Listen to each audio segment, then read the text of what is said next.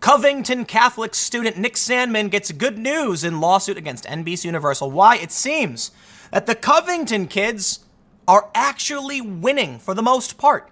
Now, a lot of people mocked them.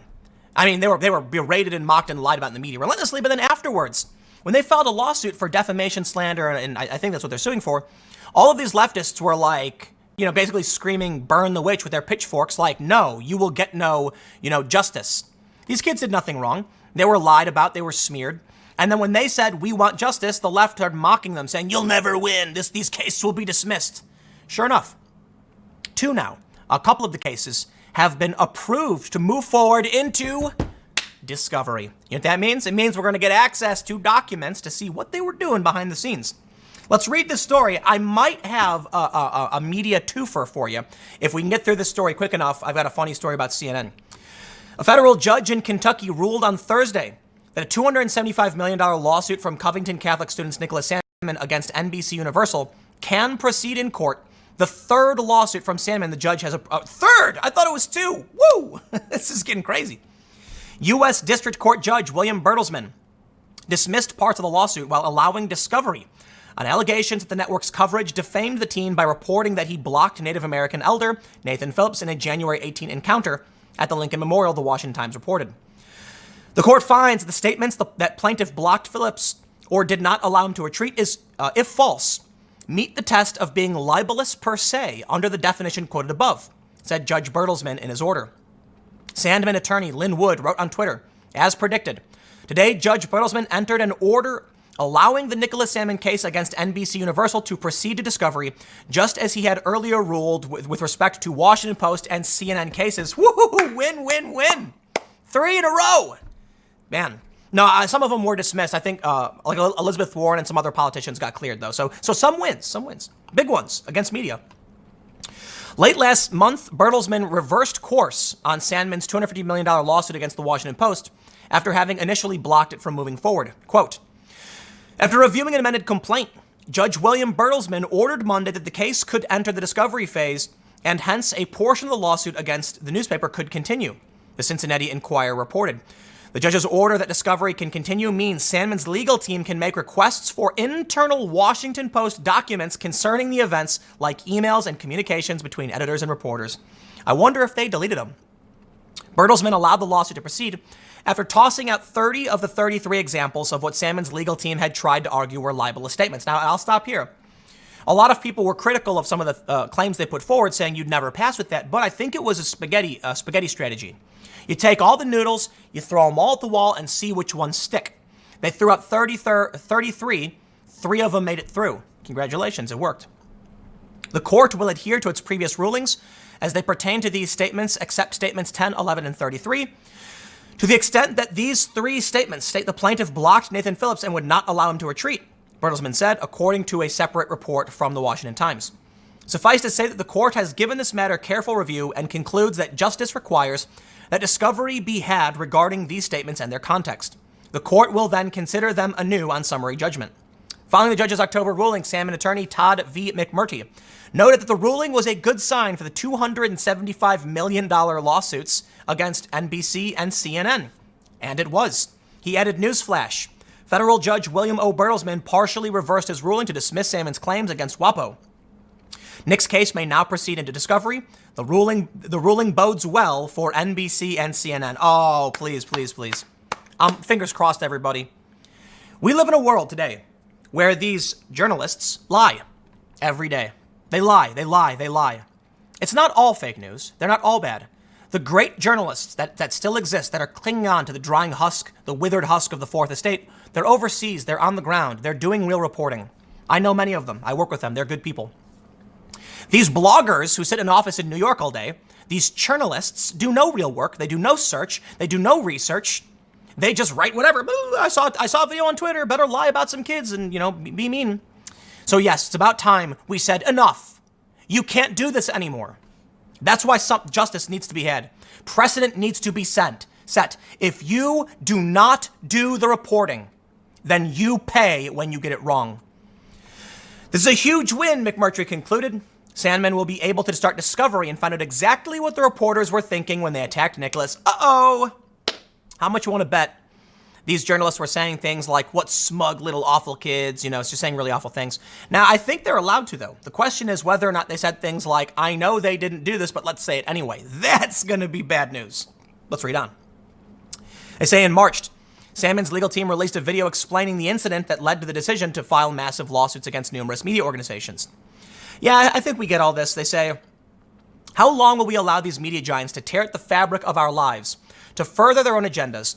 Will they ever be held accountable? Yes, they will, the video adds. Nicholas Salmon has taken a stand for himself and for you by filing major lawsuits against CNN and the Washington Post. Nicholas and his legal team will not be stopped until these Goliath corporations are held accountable for their lack of journalistic integrity. Until then, no one's reputation is safe. And safety for that. When they come out with look, the Today Show, NBC on TV, ran a fake story claiming that I pushed the Seth Rich conspiracy theory. It's fake. It's just not true.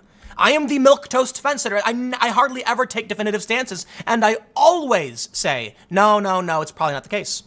But they ran the fake BS crap anyway, because they're bad people, because they're not journalists. They're only pretending to be, and they're making everything worse with their garbage. So you know what? You get an encore on this one. I'm going to wrap it up there, because I'm going to keep ragging on the media, but this time, let's bring in CNN. Oh, this is great. You're gonna leave today with a good hearty laugh. Chris Cuomo called his mom on live TV and it did not go well. Now, when I first saw that headline, I was like, why are you calling your mom? And I thought it was going to be something like she didn't realize he was on TV and said something embarrassing. No, it turns out, you see, in the impeachment testimony, there was a claim from a couple people that they overheard what Trump was saying on the phone, even though the phone wasn't on speaker. Apparently, Gordon Sondland, the ambassador to the EU, was talking to the president, and this guy, David Holmes, said he heard what Trump was saying. And so Cuomo, wanting to prove that you could, calls his mom, holds the phone up without putting on speaker, and no one heard a damn thing. Sorry, Chris. That was somebody on Fox said it was like in the OJ trial when the prosecutor was like, try on the glove, and he couldn't do it. That's what it was like. He was like, I'm going to prove it. And everyone's like, I can't hear anything. And one dude was like, I'm across the table. I can't hear anything. Thus, not really proving, but kind of discrediting the idea you could hear it. Let's read. The skit came amid a break in the David Holmes impeachment testimony Thursday. The career Foreign Service officer echoed his previous closed-door testimony that he overheard Trump during a phone call with Gordon Sondland. Trump tweeted Wednesday that he has great hearing, but he has never been able to overhear a phone conversation that he wasn't on. The president suggested people try it live. So they did just that. Can you say hello, Mom? Cuomo said after he got his mother on the phone. She probably can't hear me. Mom, can you hear me? Mom, say hello. Hi, Mrs. Cuomo. How are you? It's not on speakerphone. It's just regular phone. It's 2 feet away from Dana. She can't hear my mother, Cuomo said. The funny thing is, too, he puts it on speaker, and you hear his mom say, yeah, I can hear you. I hear what you're saying. So what was really happening is that she was responding to him, but nobody could hear. So they're like, can you hear me? Hello? Hello? And she's talking. Talk about stupid. These media companies are garbage. I can't hear your mother, Chris. I'm sitting across the table. Another panelist added after Cuomo held the phone inches from Bash's ear. Cuomo pointed out that perhaps Bash couldn't hear his mother because the call was not on speakerphone. Holmes testified that he overheard a phone call that was not on speakerphone, but that Trump was so loud he was able to hear him. That is insane. Come on, man. Look, sometimes it's possible to overhear what someone is saying on the other side. It absolutely is. But it's usually when it's really, really quiet, right? Like I've been in a car with just like a low hum of driving, and yeah, you can hear. But in a restaurant, where it's like you're talking and people are, come on, dude, I just don't buy it. Despite apparently failing in the experiment, Cuomo claimed the test as a win, saying the president's suggestion was just a distraction. Aw, did your idea flop? Later in the segment, he admitted that the other panelists didn't like the experiment because it proved Trump's point. They didn't like my telephone demonstration either, Cuomo said. They think I made the president's point for him, and that's okay. That's legitimate. Well, I can respect that because you did. You made Trump's point. The media plays a dirty game. Remember, let's go back to the first segment. We got an FBI agent under criminal investigation. Trump tweeted out, my wires were tapped. And everybody runs these stories saying, oh, Trump's, fake claim. Trump's saying nonsense. He has no proof. He's a president. What are you talking about? He probably was like, show me documents. And he looked and he was like, why were they spying on me? And it's classified, so he couldn't necessarily say too much. And then it turns out it was real. You know what's funny, man? Why is it that these media companies believe everything said by the government when it benefits them, and they think everything said by the government when it doesn't benefit them is wrong. You can tell they don't like Trump very simply. He is the president. He has access to this information. He walked in and they said, boom, here's the folder. Go ahead and read. And he did. And he found out he's being spied on. So he said it. And then they were like, Trump's making it up. It's like, what are we talking about? He's the president. Of course he would know. He can look. Turned out it was true. So you know what? I think it was funny to make fun of CNN, but in the end, I'll just wrap up with the Covington thing.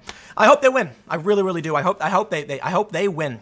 You know, I strive. I'm very careful with my language, and I do my research, and I always back everything up with sources. What do? The media is unsubstantiated and without evidence. Oh, get out of here, dude. It's just the most annoying thing. Skeevy little losers. I'll see you all tomorrow at 10 a.m. on this channel. Adios.